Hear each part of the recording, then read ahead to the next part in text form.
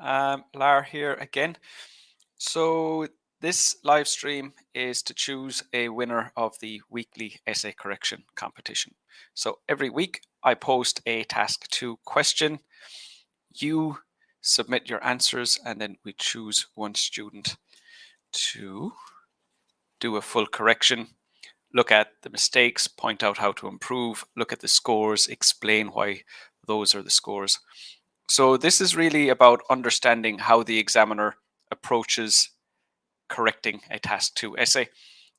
So you will learn from the student's mistakes. And if you have not already learned how to write a task 2 essay, I have different videos for you for that purpose. So I've just pasted them in the comments. You'll see them there.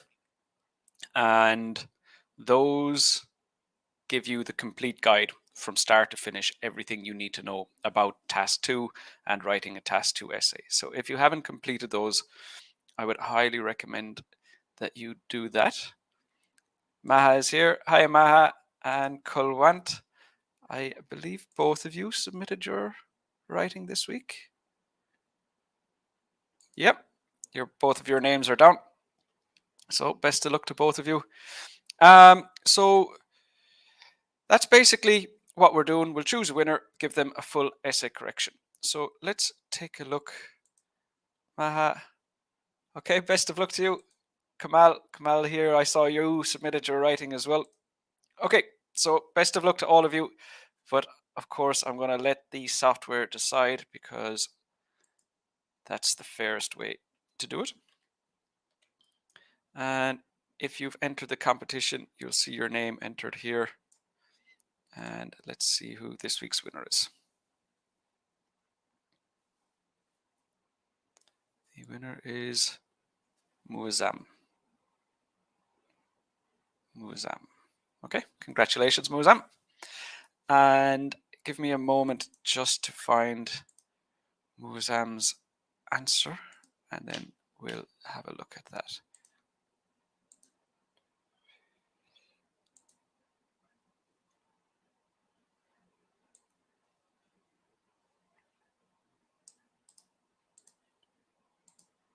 Okay, I've got it here. There's the answer. Okay, looks like a long one. Before I get into that, let me just say that if you're here and you've joined live, or if you're watching the recording, just get involved, ask any questions you have. I'll be coming back and forth between your questions and the essay. So you can definitely participate in that way as well. And I also have a new question to share with you for next week's competition. So at the end of the lesson, I'll share that with you. Maha, hi there. Gurjant, welcome to the lesson. Hi, Ayush. Kulhan, not this time. Maybe next time. Like I said, I have another competition for next week. Okay, so the question from last week was this. Some people believe that modern technology, such as the internet and smartphones, creates more problems than it solves. To what extent do you agree or disagree with this question? Now, firstly, let me just zoom out and take a look at the number of words in this answer. Oh, no, it doesn't look as long as I had originally thought. Okay, so word count on this is 280. That's actually perfect. So Muazzam, one thing to keep in mind, just leave a line between each paragraph. That's very important because sometimes if it's not 100% clear, now you're lucky because there's space between the end of the last sentence and the edge of the page, so it's very clear. But if it didn't work out that way and it wasn't as obvious, it might mean that the examiner doesn't know if you have the examiner might not know where the paragraph starts and ends. So make sure to leave a line between each paragraph. So obviously not just Muazzam, but everybody watching, that's what you need to do. Okay, so in the introduction, the first thing I want is the paraphrase. So Muazzam needs to rewrite this sentence in his own words. And that's what I'm expecting in the first sentence here. So some people believe that modern technology, it is often held by a number of people that complications created by advanced technological gadgets such as mobiles and internet are far greater than its benefits. This could be clearer by simplifying the language. So I think Muazzam is suffering from a problem that we see a lot. When students are paraphrasing, they want to avoid using any words. So complications created. A complication isn't the same thing as a problem. So I'd have preferred if you just used the word problem. And that would have been much clearer. It is often held by a number of people. Well, it's not a specific number. So when we say a number of people, we're more referring to, it's kind of like we know the size. So some people and a number of people, it's not exactly the same. So I would replace that with some as well. So it is often held by some people that problems created by advanced technological gadgets, such as mobiles and the internet. So you need an article there. So that's a grammar mistake. But as well, a gadget is a device. So a mobile is a gadget, but the internet is not a gadget. So a gadget is literally like, a product, a device that you could buy. So that there is also inaccurate because it doesn't, a gadget only fits if we were talking about devices. It's a suitable synonym for devices, but not for technology in general. So mainly mainly vocab mistakes so far. One mistake with an article here. And I haven't said that, I can make out what Muazzam is saying. So he did paraphrase it, but he needs to just take it a bit easy on, trying to replace every word. So this would have been much better by actually just using the words some, technology, and problems. It would have been much clearer and a better paraphrase. Okay, so the next thing then, the question is, to what extent do you agree or disagree with this opinion? So Muazzam can say that he agrees or that he disagrees. I want you to go completely one side or the other. And then the other thing is that the question is asked to what extent. So you have to say, that means, completely, partially, like the gradient with which you agree or disagree with. So that's important as well. However would be a contrast to something. So like if you said that you agree and I was going to say I disagree, so I could say Muazzam agrees, however I disagree. So that's showing that there's a difference between the two sides. So however doesn't fit the context here because there isn't an opposing side. I wholeheartedly disagree with the statement. Okay, wholeheartedly, it does communicate the idea, but it's a bit informal for an academic essay. So saying completely or saying entirely, fully, something more academic would be more appropriate. So this isn't, it's grammatically correct. The meaning is perfect. If you said it in an informal setting, that would be completely fine. But for the academic test, just say completely, and then you're right. Okay, so we have the opinion. So that's what we wanted. And then two ideas why Muazzam disagrees is what we need next. So with the statement, and believe that cell phones have brought the world closer to each other. Brought the world closer. So yeah, it's not that. So the world is the planet. So it would have to be cell phones have brought people around the world. Around the world closer to each other. Okay. That's what you'd need. So it didn't bring the world closer, it brought the people in the world closer.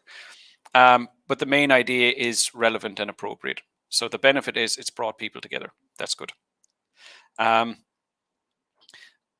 through, again, the internet, students and scientists have made lots of beneficial research in every field of life. Okay, so the ideas are fine. So for task achievement, we're on track for a good score with task achievement. Grammar is looking good. Vocab is really going to drag down the overall score here. And coherence and cohesion, vocab is going to affect that score as well. Right, so before I continue, let me just jump back in and see if we have any comments here at the moment. Creating. So I have my I have a live stream tomorrow for task 2, and I will go through an essay. I will go through a question with everybody present. So that if you want to share your ideas and get feedback on your ideas, we will do that in tomorrow's live stream. So you'll definitely have an opportunity to share your ideas. In today's live stream, we're just going to focus on Muazzam's correction. So it's a competition. He's the winner. So we'll just focus on his. However, if you have any questions about the feedback I'm giving him, if you don't understand my comments on his answer, or if you have any questions about that, definitely get involved. But I'm not going to look at other people's writing when Muazzam was the winner. So just we'll stay focused on Muazzam's writing. Hi, Jashan. Good to see you here. And Rishab is back again. And Angel is here. Hey, Angel. Okay. So it seems like you don't have any questions at the moment. For Gurjant and Kulwant, I understand you want feedback. Come to the lesson tomorrow. I also have live feedback lessons. You can get involved in those. Those are my free group classes on Zoom, and I have one-on-one services as well. So I understand if you're a little bit disappointed that you missed that you did not win the competition, but there is plenty more feedback for you to get. So let me just share that with you at the moment, and you can have a look at that as well. Okay, so I've just shared that in the comments too. Right, so let's get back to Muazzam's essay. Right, so that's the introduction done. And really, Muazzam knows how to write an IELTS essay, but he's taken too many risks with vocab. That's going to hurt the score. So that's the main issue so far. And it doesn't seem that he doesn't have a good range or he doesn't have a good level of accuracy. It seems like he's trying too hard. And I might be wrong about that. Obviously, I haven't worked closely with Muazzam, but, just consider that he's trying really hard to use vocabulary that he thinks will improve his score. So it seems like that. So that's easily fixed. However, if this is the vocabulary he would normally use when communicating, that means that he'll need to spend more time working on improving his overall vocabulary level. Okay, so let's get back into the next paragraph. So what's very important is that Muazzam stays organized in the same way that his introduction is. And by that I mean his first main idea: cell phones have brought people around the world closer to each other. That's what the first paragraph should be about. So I'm expecting it to be restated. That main idea should be restated in the first sentence, and then it should be developed. And there should be no other main ideas. There should be nothing else. A full paragraph about nothing but this, bringing people closer to one another. Okay, so to begin with,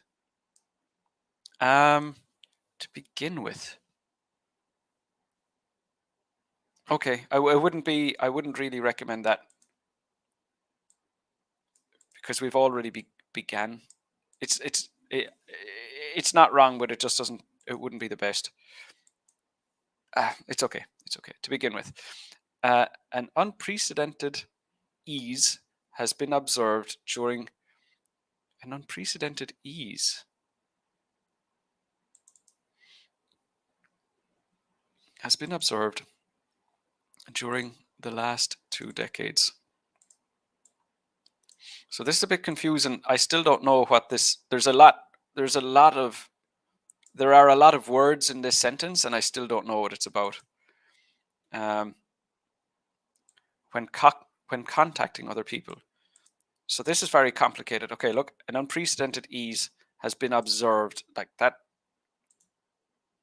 doesn't really say anything. Has been observed. But why not just talk about it instead of talking about people observing it?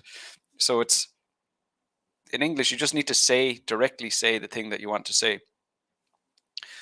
So over the last 2 decades, it has become much easier to contact other people. So that's what we're trying to say here. That would be much clearer, but again, it's the attempt to use less common vocabulary is really making it difficult to understand this.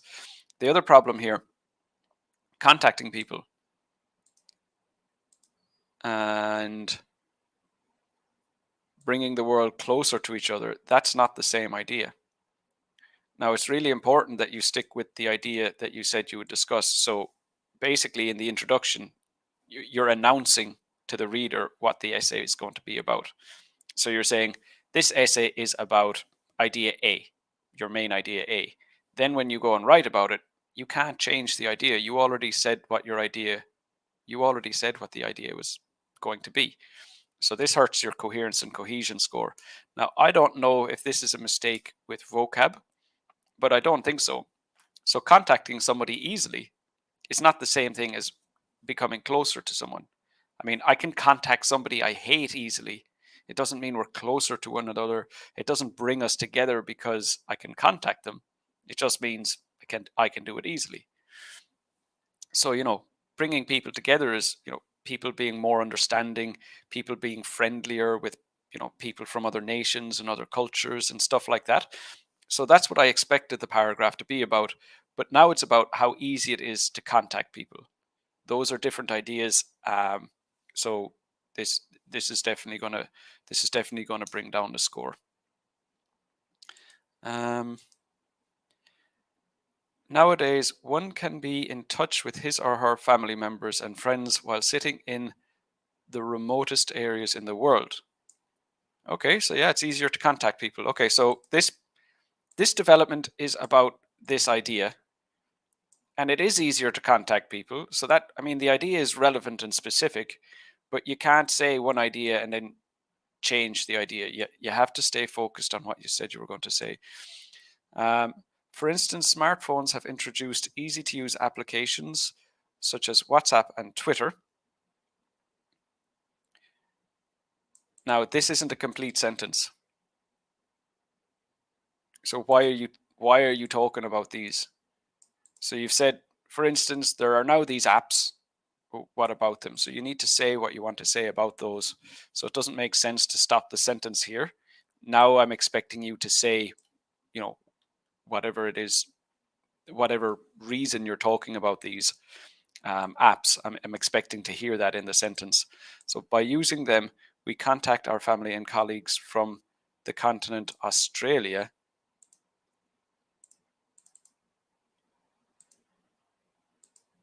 while sitting in North America. This is very specific. So like, let's look, I know what smartphones are. I know what they can do. But what you're saying here is that very specifically that only people in Australia and North America can contact each other. What about the other continents? No. So this is confusing. In the past, this was one of the most serious issues of a man's life. So this is going way off track now. One of the most serious issues of a man's life. What issue? What issue are there? You haven't mentioned any issue. So now I don't know what serious issue you're talking about. Do you not? Maybe you don't know. Do you mean like difficult? I don't know. There is no issue. There has been absolutely no issue mentioned. So you can't refer to this issue when you haven't mentioned an issue already. So this is very confusing. So this is really, all of this is really hurting the coherence and cohesion score as well, because I expected you to talk about this, about this, and you didn't. You talked about a different idea, and then you talked about that idea for a little bit, and that made sense. But then this has just gone way off. I don't know what the problem is. You're talking only about people in Australia and North America. I don't know why you're so specific with those. Thus, mobiles have contracted long distances. That doesn't mean anything.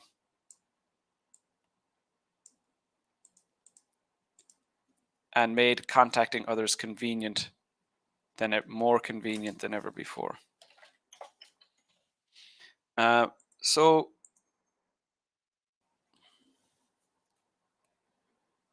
this has gone way off topic. So what we wanted was something like, for instance, there are applications on smartphones such as WhatsApp and Twitter that allow people to contact each other from around the world for free.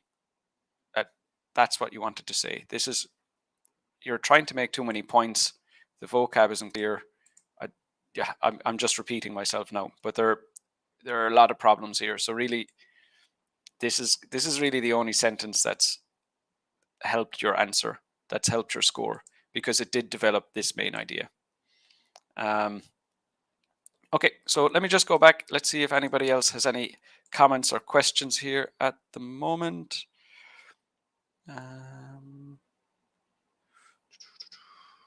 So Gurwant, Chashan, Kulwant, you guys come to the lesson tomorrow. I'll definitely have feedback for you on your essays tomorrow.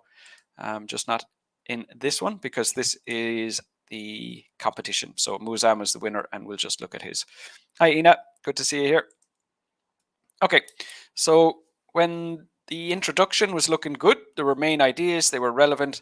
The attempt to develop that first main idea was essentially a failure. It didn't talk about the main idea whatsoever. Talked about a different main idea, developed it a little bit, and then the rest of the paragraph was absolutely nothing to do with the main idea that was actually selected.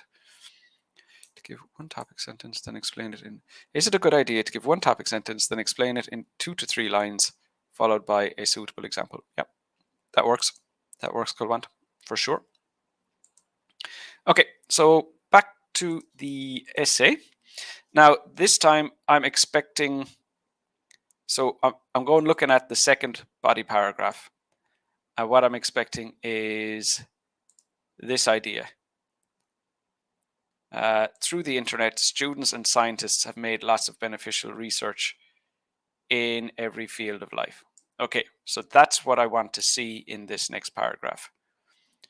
Moreover, the internet again, so that's just a common mistake that you're making.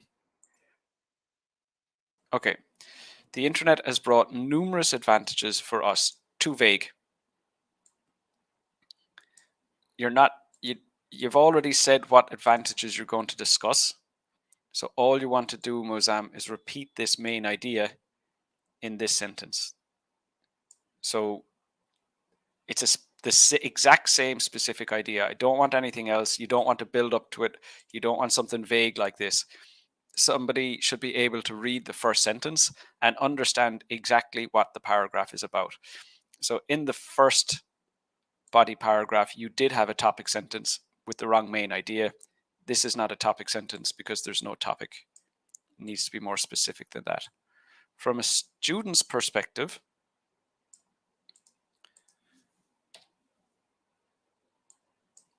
okay, he or she can find the most suitable material and assistance related to his or her studies without any hassle. Hassle is too informal. On a single click, with a single click. So there's a preposition mistake. So this is a different idea again. You said you were going to talk about making lots of beneficial research. So that sounds like scientific research. The students have access to lots of beneficial research, not their so what you're talking about down here is students having access to research, not students doing the research. And now it seems like you have two ideas, because it's in the introduction, it sounded like you were going to discuss students and scientists as that sounded like one idea, but now you're looking at students and scientists separately, so it's two main ideas. So that doesn't really add up either. From a scientist's point of view, there are thousands of researches. Researches is uncountable. So there are thousands of, how would you say that? There are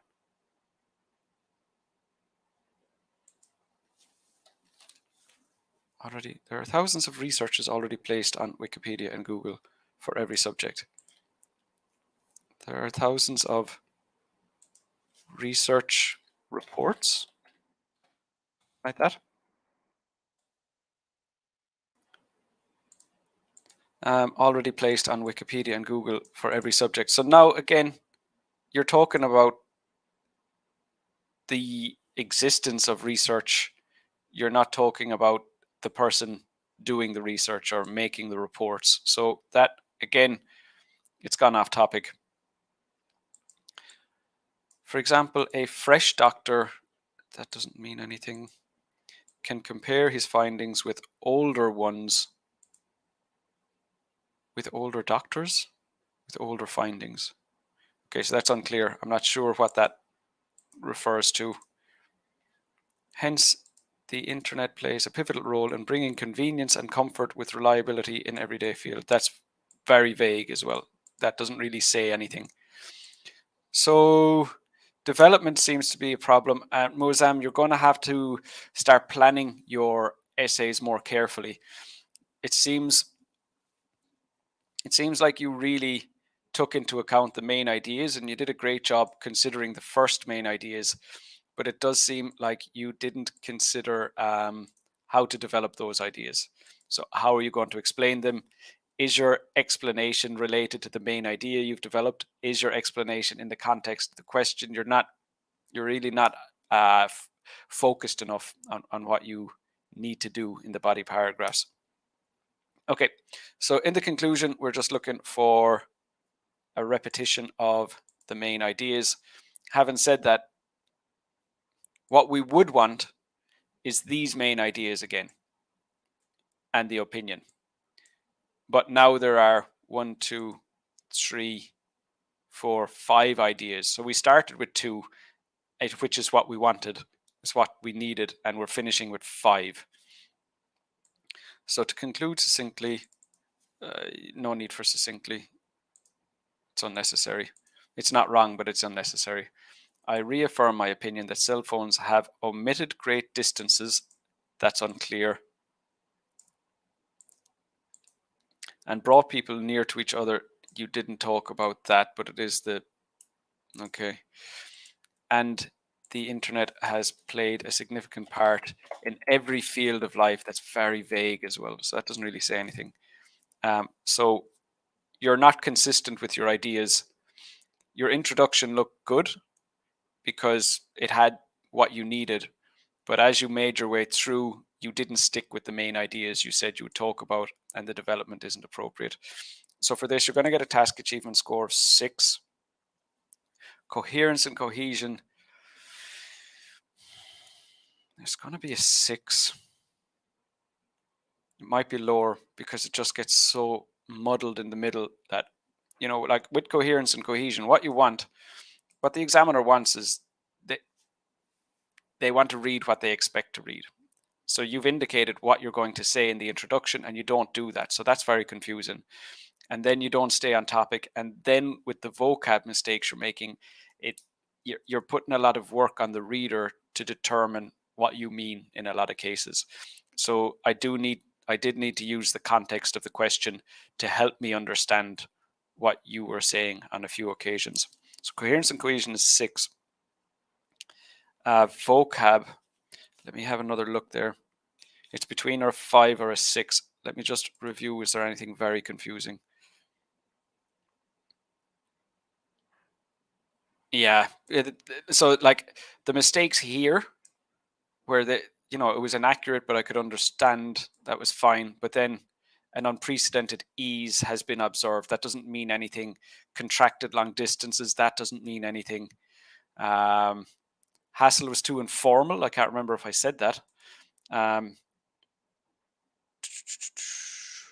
Fresh doctor doesn't mean anything. Omitted great distances doesn't mean anything. So because of that, you're going to get a vocab score of band 5. Looking at grammar, not that many grammar mistakes.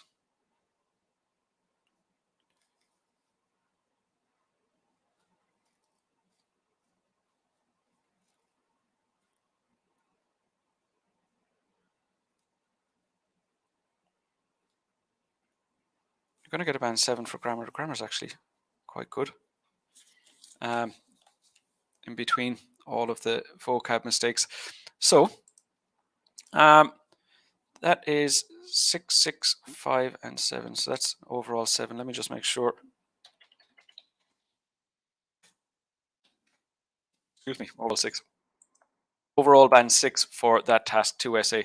Muzam, absolutely your vocab is really hurting your score. And I just feel like it's your attempt to use less common vocabulary.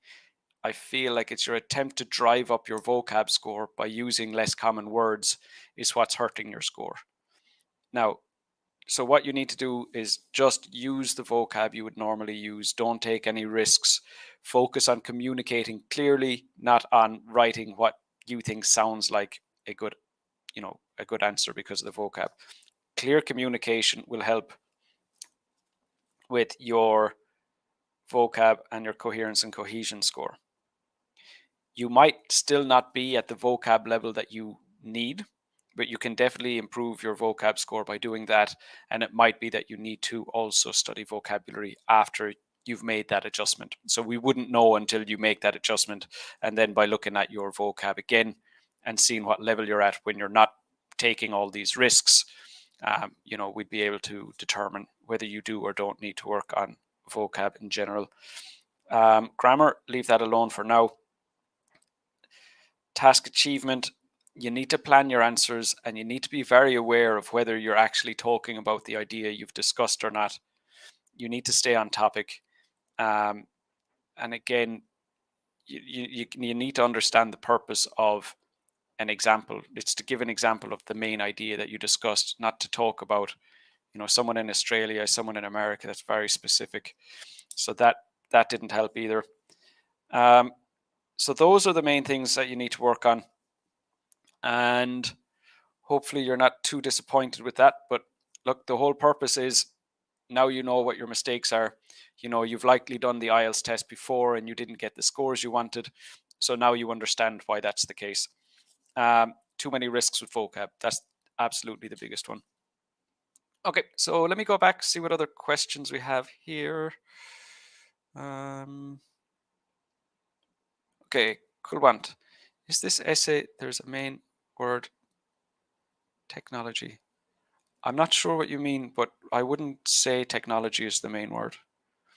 Because that's a very, it's too vague, related to what the question is about. I guess the topic is vocabulary, but I wouldn't say the main word is vocabulary. It's about technology for sure. But if you looked at, to pull out the word technology and say that's the main word, my concern is that, students are just going to look at that and say, oh, I need to write about technology. But you don't. You need to talk specifically about what the question said. If a candidate uses this word instead of writing a wrong synonym, how much will it affect his or her scores? Sorry, Kulwant, I'm not. I don't mean that. I don't understand that.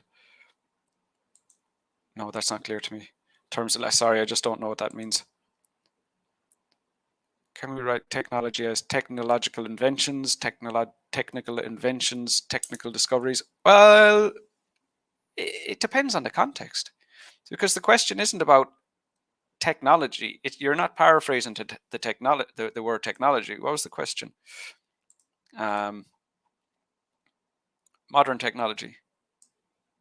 So you're not talking about inventions. You're not talking about no. So you have to take it in the context. So we wouldn't be able to use any of the ones that you've said there. Just modern technology, technological advancements would have been okay. But no, not the words you've said. Not in this context. Not in the paraphrase anyway. Can we write a line to conclude at the end of the detailed paragraph? Don't. No, you should be able to develop your idea enough that that's not necessary. So you don't want to, like I've seen a lot of candidates will write a suggestion or write, potential benefit or, the outcome or something at the end. But it's better to actually just stay focused on developing that main idea. A live stream on reading lesson. Ina, I got asked about that yesterday. Let me share the reading lesson with you. I don't. So with writing and speaking, I can look at your work and I can tell you what your mistakes are. With reading, all of the answers are in the back of the book. So I can't tell you what the right answer is because you already have it. And it's all about analyzing your mistakes, analyzing the mistakes you made, why you made those mistakes. And it's all about reconsidering, going back through what you were thinking when you did the reading test. What were you looking at when you chose the wrong answer? Why did you not choose the right answer? Was it a vocab mistake? Was it a spelling mistake? So all those things are things that you know. So for me, I can't come in and say what you were thinking. You have that information, but I'm just sharing a reading lesson with you in the comments here, and it shows you how to improve your scores. But to do a live stream on reading, it wouldn't make sense. And even if I explained, if you said, I don't understand why this is the answer, I can explain why it's the answer, but that doesn't help you improve your scores. It's like using a calculator to do math. The calculator gave you the answer, but can you do it yourself? So that's what you need to consider. It's not what is the correct answer. It's not about understanding what the correct answer is. It's about understanding why you chose the incorrect answer. So that's the key to improving reading and listening, is just analyzing all your mistakes, understanding why you made those mistakes, and then taking action so that you don't repeat those mistakes again. Hi, Marvik. Good to see you here. Thanks, Nanjinin. Thank you very much. Kamal, it doesn't work like that. What do you need to improve? So like, let's say you need a band 7. You can get task achievement score band 7. You can get coherence and cohesion band 7. You can get vocab band 7, and your grammar is band 6. Writing essays is not going to help. At that point, I would say write no essays, and just work on your grammar. But if everything else is band 7 and it's your task achievement, then it's not a number of essays. It's until you can do the thing that you need to do. So it's about being able to do what you need to do, not how many essays to write, not how many weeks or months you need to study. It's about getting yourself to the level that you need to be. So you need to think about it differently. It's all about getting yourself to the required level. Before exam, again, I don't know, but what you do need to do, not that I don't know, it just depends on the person, but what you do need to do is, before your exam, make sure that you're able to write those essays under exam conditions. So you should be practicing writing essays. You get more comfortable with how long they need to be, with analyzing the questions, the time management and all that. So you do need to write plenty of essays, but it depends on what your area of weakness is. So if you're trying to improve your vocab, there's no point in writing essays. You need to study vocab. So just keep that in mind. My one comment was actually split into many. I was asking, can a candidate write a word technology again and again if he doesn't know a synonym? Yes, absolutely. That's 100% what you should do. If you know a synonym, definitely use it. But where a lot of students go wrong is they focus on not reusing words more than communicating. So their fear to reuse a word means that they use inaccurate synonyms. They use the wrong word. The communication breaks down, and that's the score. That brings the score way down. So definitely reuse the same word if you don't have another one, for sure. Good question. Hurdles. Yes, that's fine. Oh, that's me.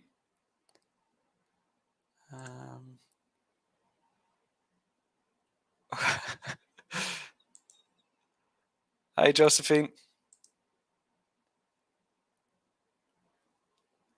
If anybody is not aware of a word such as a hobby, can he write hobby again and again if he is unaware of any synonym? Yeah. Would it affect his band score? Yeah, it would. It would definitely. I mean, if you use the word hobby 10 times compared to somebody who uses hobby and pastime 5 and 5, the person who's used the synonym will get a better score. Absolutely. I mean, it's a language test. The more language you have, the better score you get. There's no doubt about that. But what you're asking is, if you don't know a synonym, should you use the same word over and over again? The answer is yes. Because if you don't know a synonym and you take a risk and you use the wrong word, that breaks down the communication. So instead of getting, okay, here's the level of the person who's used hobby 5 times and pastime 5 times. Here's the level of the person who's used hobby 10 times. Here's the level of the person who took a risk, used a word that doesn't mean hobby, and now the examiner doesn't know what score the examiner doesn't know what they're talking about. So that, different scenarios for different people, but don't take risks. And the same applies. Even the person who used the word pastime and hobbies, there's going to be, maybe there's a third word. So there's another person who'll get a higher score than them. So it's not about forcing yourself to use synonyms. It's about using the words you know. And it's a language test. And it's a very, very accurate language test. It's very good at deciphering how good someone's language ability is. So it's not, sure, the examiner is looking out for synonyms because somebody with a higher level of English will have those synonyms. It's not, there's no way for the candidate to go into the test and pretend that they know synonyms and fool the examiner into giving them a higher score. That's not how it works. Good question, but definitely don't take risks. That's the short version of my answer. Don't take risks. If you know a word, use it. If you don't know a word, just repeat the one that you have. Where can you submit your writing for judgment? So you can use the recording of this video, and I'll make a post on Tuesday. No, I'll make a post on Sunday as well. So anywhere underneath those. Also, I have my free live feedback lessons. Let me just share that with you again.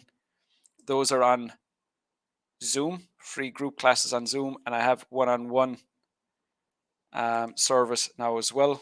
I'm also working on a writing course. It's in the works. It's not finished.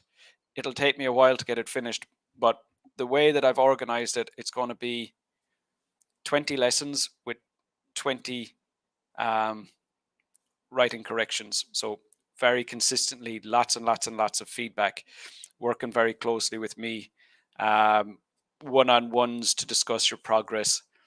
And because it's so hands-on, because I'm going to be working so closely with each of the students on the course, I'd say be a maximum of 5 students that I'd be able to help at any one time. Less in the beginning, I'll just take on, maybe 2 or 3. But it's going to be a small number of students. So I do have a course. There's a waiting list that you can add your name to in that same link. So if you're interested in joining the course, you can add your name to the waiting list, but it'll be another few weeks before I'm finished. Manpreet, how can we improve our vocabulary? So Manpreet, if you go back to the comments at the start of this live stream, these links, complete task 2 guide, there's a video lesson about how to improve your vocab there. It's very strategic approach to improving your vocab. So have a look at that, and you'll see exactly what you need to do there.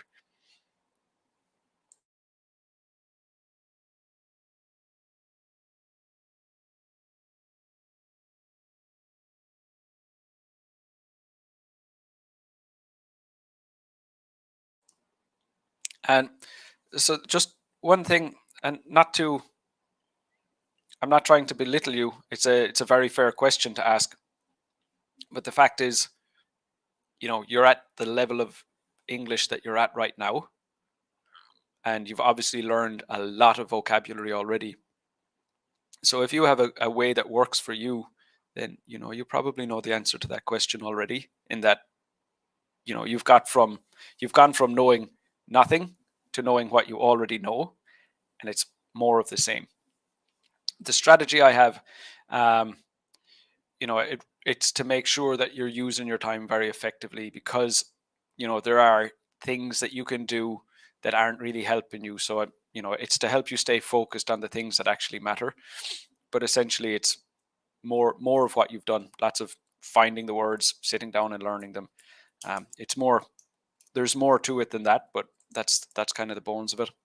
Hi, Amanjat. Good to see you here. Sharmila, will you please share the video for writing task 1? Yes, I've been working on how I can do that.